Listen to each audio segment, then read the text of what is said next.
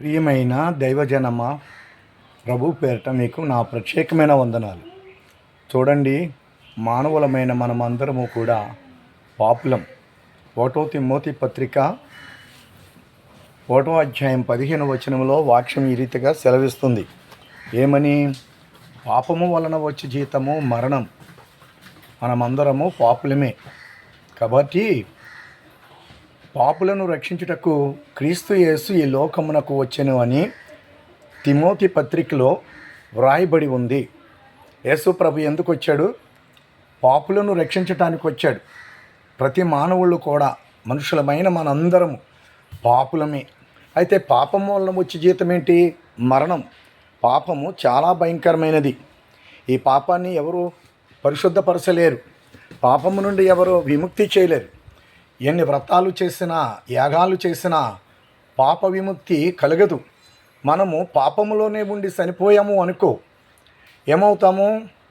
పాపం వల్ల వచ్చే జీతం మరణం. మరణము 2 రకాలుగా ఉంటుంది. ఏంటి అంటే, శరీర సంబంధమైన మరణం కాదు, కానీ ఆత్మ సంబంధమైన మరణం కూడా ఉంది. చనిపోయిన తర్వాత మన ఆత్మ చేరవలసిన స్థలానికి చేరుతుంది. అక్కడ ఏమవుతుంది? శిక్ష దండన ఉంటుంది. అదే అగ్నిగుండం. అదే 2వ మరణం. అగ్ని ఆరదు, పురుగు సావదు. అయితే పాప విముక్తి మనిషికి ఎలా జరుగుతుంది? నీళ్ళ ద్వారానా, యజ్ఞాలు యాగాలు ద్వారానా, తపస్సుల, ఉపవాసాల? ఏం చేస్తే పాపం పోతుంది? పాపములను తీసివేసు అధికారము ఒకే ఒక్క ఆయనకుంది. మత్తయి సువార్త 5వ అధ్యాయము 23వ వచనం, లూకా 5:23లో కూడా ఉంటుంది. పాపము మీద అధికారం గలవాడు ఆయన ఎవరు? మనిషి కుమారుడు. పాపములను తీసివేయు అధికారం ఆయనకొక్కడికే ఉంది. నువ్వు లేచి నడువమని చెప్పుట సులభమా? నీ పాపములు క్షమింపబడ్డాయి అని చెప్పుట సులభమా? భూలోకములో మానవ జాతి మీద ఉన్న పాపము తీసివేయు అధికారము యేసు ప్రభు ఒక్కడికే ఉంది. అధికారం ఉంటేనే కదా మన పాపం తీసివేసేది.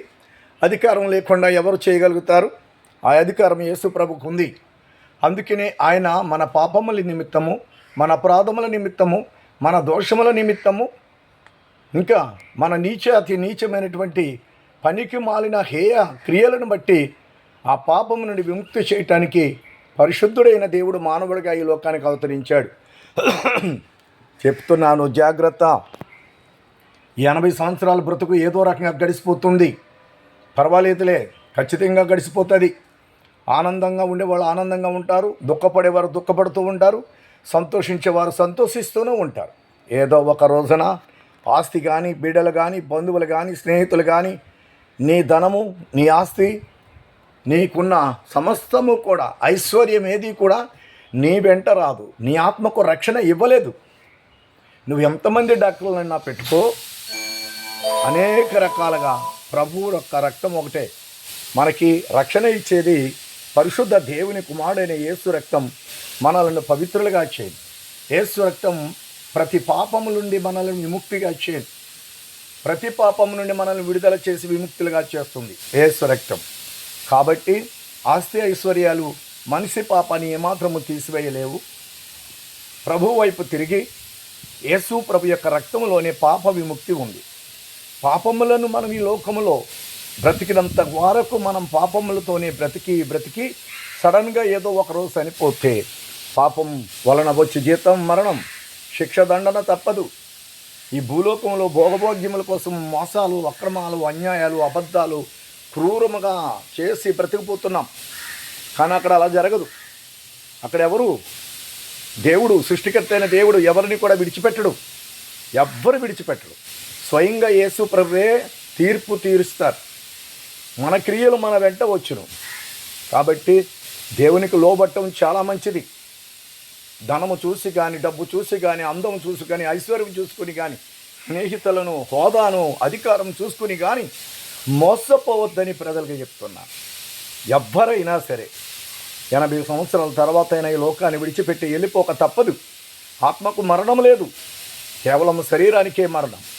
కాబట్టి ఆత్మకు ఒకటి మరణం, ఆత్మ శిక్ష దండన. దాని నుండి తప్పించుకోవాలంటే ఒకే మార్గం. నేనే మార్గం, నేనే సత్యం, నేనే జీవం. ఆ జీవాధిపతి అయిన యేసుక్రీస్తు యొక్క రక్తం వల్ల పాప విముక్తి కలుగుతుంది. ఆ రీతిగా మనము భూలోకంలో బ్రతుకుండగానే పాపములను కడుక్కుందాం, దేవుని వైపు తిరుగుదాం. ఆమేన్.